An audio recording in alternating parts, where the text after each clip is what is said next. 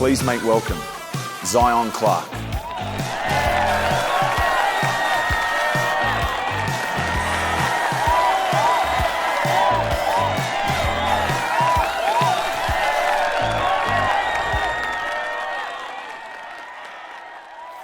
So, how's everybody doing today? First things first, I want to thank the F45 family for inviting me here. It is an honor, and I am very grateful to be able to share my story with you guys today. Now, let's get right to it. You know, I was born straight into foster care, and for the next 16 years of my life, that's all I knew. My mother, she was very unfit. She went through more kids before me. I have 3 older sisters and a younger brother, and they have it all. They had it just as rough as me, or in my little brother's case, he's having it just as rough as I did.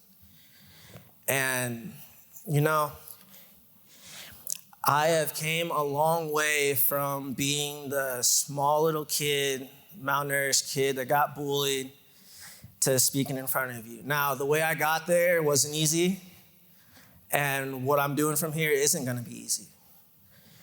But first couple homes, I mean, they weren't bad, but there's always that one thing happen that the foster care system would be like, okay, that parent is unfit to raise this child. Well, the way I saw it, I was like, oh, I'm getting ripped from another family. What's going to happen now? And that happened for about 8 to 10 more foster homes. And some of those homes, you would think they would get better, but they would get worse. It got to the point where, I was 8 years old, and I was about 50 pounds, a little less. Very malnourished. You could, see my rib cage. You could see I had no muscle whatsoever. Big difference, right? And, for some reason, I always was hoping something better would happen. But the world doesn't work that way. The world, honestly, if you look at it, there's a lot of bad things, excuse my language, but there's a lot of shit that's going on that needs to be changed. And people aren't standing up for people. If anything, people are targeting other people based on their strong beliefs. And it's not bad to have strong beliefs, but you need to work about it a different way. And some of these families, their belief was, hey, this kid, they looked at me as a paycheck. Because, the foster care system, they pay the parents to be able to raise the kid. Every foster kid, there's a little bit of money behind it. And a lot of parents saw that the wrong way. They would lock me in a room. I might get a piece of bread, half a piece of bread, maybe a glass of water if they were feeling nice. And I'd just be shut in a room all day.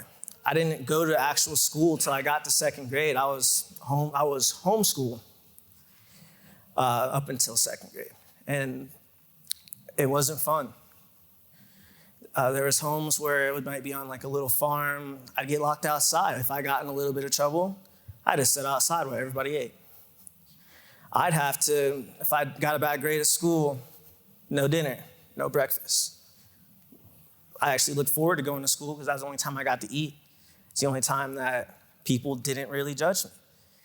And even then, I still got judged, but I didn't care because I was away from that family that I was with. But here's the thing. Out of all that, when I was about 8 years old, I got introduced to the sport of wrestling.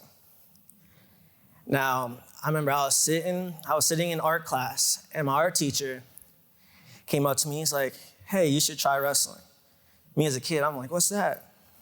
Didn't know what wrestling was. What's going through my head is WWE, I'm going to jump on somebody and punch him in the face. Man, was I in for a surprise. I went back to the foster lady that I was with, and I was like, hey, can I try this, please? It looks fun. Most times, everybody would tell me no, because they didn't think I'd be able to do it. I mean, frankly, who thinks that a kid that already has a hard time walking on his hands, kid that's always getting in trouble, why would he be allowed to wrestle? How could he wrestle? How could he be successful in it? But for some reason, she said yes. And that year, I didn't win anything. I mean, it was fun. I found joy in just the fact that I got to do something after school. I found joy in the fact that I made my first friend on the mat, and we're friends to this very day. He's my best friend. And, you know, it's amazing what the sport can do. And even after I left that home, I still was able to wrestle. I was still able to pursue something that I thought was fun, something that I had a legit love for. But, you know, life always will take an unexpected turn. It always takes unexpected turns. When I was about fourth grade, I got taken out of the sport for about a year, and everything got worse at home. I wasn't allowed to go outside, wasn't allowed to watch TV. I mean, I don't really care about TV. I'm a bookworm. I like to read. But, I mean, I wasn't allowed to do anything. Was forced to do these like math books. If I didn't do these math books, I got beat. So it was very dry, very plain and simple. So guess what? I got good at math. Now I'm like done with it for the rest of my life. I already completed it in school. And I just kept with the thought that maybe something good will come along. And I really got down on myself for a while. I didn't really care about making friends. I started getting in trouble even more. But I still wanted something better. I wanted to change, but there was no way I could do it. No one was listening to me. I mean, who listens to a little kid? If the kid is labeled a problem child by the foster care system and in all the reports, you're labeled as a kid that causes problems. You're a kid that is accused of stealing. You're a kid that's always accused of lying. Every time you jump from a new family, they already have their outlook on you. They already think that, oh, this kid, he's gonna be a handful. But in all reality, maybe I just wanted someone to look at me and be like, let's give this kid a chance. Maybe you can do something good with him. And I never got that chance. And it got to I was about 15. And, you know, everything is the same. Always still getting in trouble. At that point, I got in a little bit of trouble with the law. I had to go to court. Was put on probation for about a year. And I was really just in a downward spiral. I was not making anything out of my life. I mean, I was only a freshman in high school, but I didn't care anymore. I'm thinking like, oh, I'm gonna end up in a group home some point, so why even try with this family? Why make an effort if all they do is not make an effort and all they do is just wait for a check and wait for their chance to do something to this kid that nobody's gonna know about and that this kid's gonna try to say something about, but they know they're gonna get away with it. And there were multiple times up until the time I just stopped saying anything that I'd be like, hey, my mom did this, my dad did this, this sister did this. I would get in trouble at home because I would go try telling people, but then they'd call the house, they'd call child services, and these families are like, nah, he's just making it up. You know the reports. This kid lies. He never does anything. We never do anything. Like he always does this. He's always stealing. He's always trying to do something for himself. Like, well, I mean, I did steal. I stole food. But the reason I stole food, I was hungry. I would get in trouble for it. I'd always get in trouble for it, but that's the only way I could eat. It's the only way I could survive to the next day because these families wouldn't feed me. I'd be lucky if I got sent to school with lunch money. Some days I wouldn't eat at school. Then I wouldn't eat at home. I might go 4 or 5 days without eating before they feed me again. And, you know, in all that, I kept my head up somehow. Honestly, I couldn't tell you what it was, but I didn't want everything to end there. And after I was 15, I got into some serious trouble, and I didn't get in that trouble ever again. It made me realize that if I make a bigger mistake than that, I could be stuck in the streets. I could be stuck selling drugs. I could be just homeless, you know? And nobody wants that. And there are homeless people out there probably thinking the same thing, like, hey, I probably could have done something different. And there are people that are just very unfortunate. But what I did, I just waited. And by the grace of God, I got something saved me. Because when I turned 16, I was getting ready to get kicked out of my last home. Foster care system, they were tired of me. They were like, we're just gonna send this kid to Cincinnati, Ohio, to a random group home. We don't care where he goes, but we're tired of dealing with him. He's gonna age out, then he's not our problem anymore. And my mother now, I remember they asked her if she could take me in. And she wasn't taking in boys. She was only taking in girls. That's what she was trained for. Like, you have to go through like a certain training through the foster care system and through the agencies to like have girls or have boys or have both. My mom wasn't qualified for boys. But I remember I was at a band concert. I didn't even know she was there. This is what she told me. She said she just like decided to pop in at one of my band concerts. I was a trumpet player.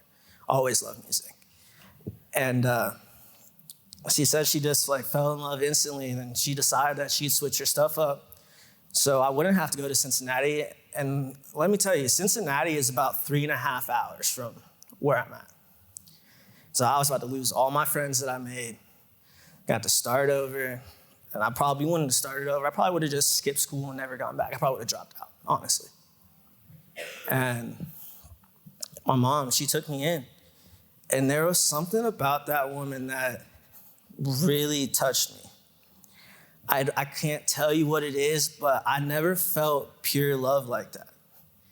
It was new. It was different. It was undescribable. It was amazing. My mom, even though I was bullheaded, I was a wild kid at 16. I didn't care. I didn't believe her when she said that she wanted to keep me. I mean, at that point, who would believe someone told him that? 16 years of constant crap, 16 years of constant abuse, and someone says that they love you. You don't believe them at first, do you? And she kept saying it. She kept proving to me, even after I got in trouble. She'd get mad. I mean, what parent doesn't when a kid does something bad? But she wouldn't act on it to as far as hitting me. She wouldn't take away food. If anything, she would still feed me. She made sure I had a roof over my head. She made sure that I had food in my stomach. My mom took me in. I was weighing 82 pounds at 16. I now weigh 105 pounds. I gained a lot of weight. And it's all thanks to her. I was the smallest kid you could possibly imagine. So easy to bully, so easy to pick on. I mean, at some point in high school, I remember I got tipped out of my chair because someone thought it was a joke. I couldn't stop it. But it's how life was. Life is cruel. And sometimes you can't do anything about it. But my mom, she saw something in me that I didn't see in myself. I was failing in school. I almost had to repeat junior year. Like, it was that bad. I did not care, but towards the end, she adopted me. I remember I came home from school one day, and my caseworker was sitting there. So I'm thinking, like, oh, no. What is it this time? Like, and I had done nothing at that point, so I'm thinking, like, I must have done something that I don't know about. But she's sitting there, and she's like, you know, I love you as I birthed you, as if I would have birthed you. Your sisters love you. Your uncles love you. Our whole entire family is in love with you. And she asked me, she's like, can I be your mother? And I told her I'd think about it because I wasn't sure. I honestly wasn't sure. No one, like, I've been told that before. I've heard the same thing before. And there I was, still at a whole different home. So I'm thinking, like, I really got to think on this. So I went to school for the rest of the week, and I remember I came home this one Friday, and I just sat down, and I was like, Miss Kim, I need to talk to you. And we sat down, and I was like, I would love if you were my mother. And I I don't know, I didn't even have control over myself saying that, but it seemed so right. Like, I felt like I was part of that family. I felt like I've been there for years, when in all reality, I've been there for 7 months. It's strange how things work like that. And after that, she adopted me. We went to the courthouse, got my last name changed to Clark. And I started doing great in school, got scholarship offers for wrestling. I went from not winning a single match from my freshman year to junior year in wrestling to going the first 18 matches my senior year undefeated, and in my senior year record with 33 wins and 15 losses, beating some of the best guys in the whole state of Ohio. And after that, sky was the limit. I ended up joining track. Within 2 months, I trained so hard in a sport I never knew. I won 2 back-to-back state titles. Same summer, I went to junior nationals, won that. Year after that, I went to the world trials, got second there. And then year after that, beat a couple track meet records, almost tied the American record. And now I'm going to be a Paralympian. I want to.